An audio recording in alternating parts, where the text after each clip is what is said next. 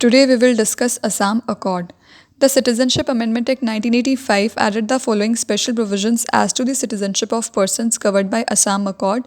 हमारा Citizenship Amendment Act 1985 जो है वो असम अकॉर्ड के बारे में बात करता है. इसके अंदर असम अकॉर्ड से रिलेटेड डिटेल्ड प्रोविजंस दे रखे हैं.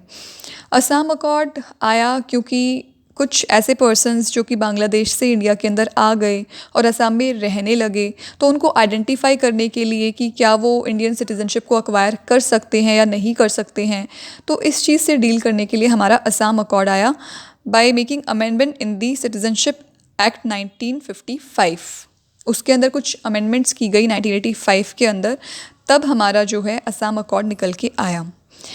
कोई भी पर्सन जो बांग्लादेश से इंडिया के अंदर आता है और यहाँ की सिटीज़नशिप लेना भी चाहता है, तो ऐसे पर्सन को कुछ कंडीशंस को सेटिस्फाई करना होता है, तभी वो इंडियन सिटीज़नशिप को एक्वायर कर सकता है. पहली कंडीशन क्या है कि all persons of Indian origin who came to Assam before the January 1st 1966 from Bangladesh and who have been ordinarily resident in Assam since the date of their entry into Assam shall be deemed to be the citizens of India as from 1st January 1966.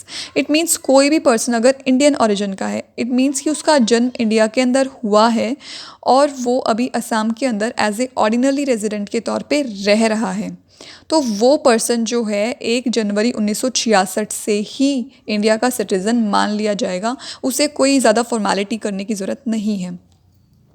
दूसरी condition है कि every person of Indian origin who came to Assam on और after 1st January 1966 but before 25th March 1971 from Bangladesh, यानी कोई भी person अगर 1 जनवरी 1966 या उसके बाद लेकिन 25 मार्च 1971 से पहले बांग्लादेश से इंडिया के अंदर आता है and who has been ordinarily resident in Assam, और वो असम में रह रहा है फ़िलहाल एज ए रेजिडेंट के तौर पे, and who has been detected to be a foreigner, और वो एक फॉरनर के तौर पे डिटेक्ट किया गया है. इट मीन्स कि अभी तक उसके पास इंडियन सिटीज़नशिप है नहीं, उसे हम एज ए फॉरनर ट्रीट कर रहे हैं. Shall have to register himself, तो ऐसे पर्सन को खुद को रजिस्टर कराना पड़ेगा, तभी वो पर्सन इंडियन सिटीज़नशिप को अक्वायर कर सकता है.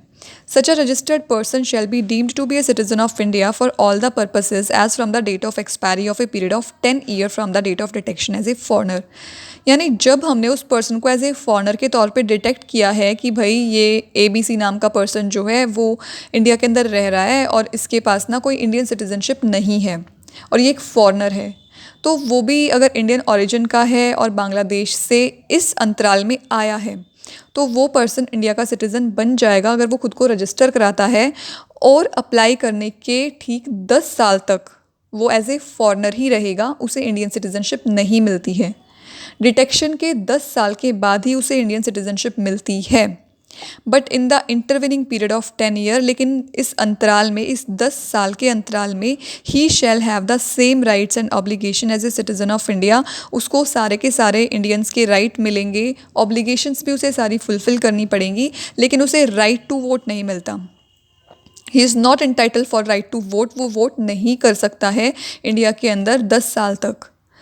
बाकी सारे राइट्स वो अपने एक्सरसाइज कर सकता है और अपनी सारी ड्यूटीज़ को उसे फुलफ़िल भी करना पड़ेगा, लेकिन 10 साल के बाद ही उसे प्रॉपर इंडियन सिटीज़नशिप मिलेगी. अगर वो 1 जनवरी 1966 को या उसके बाद आया है लेकिन 25 मार्च 1971 से पहले आया है और उसने खुद को रजिस्टर कराने का सोचा है. ये था असम अकॉर्ड.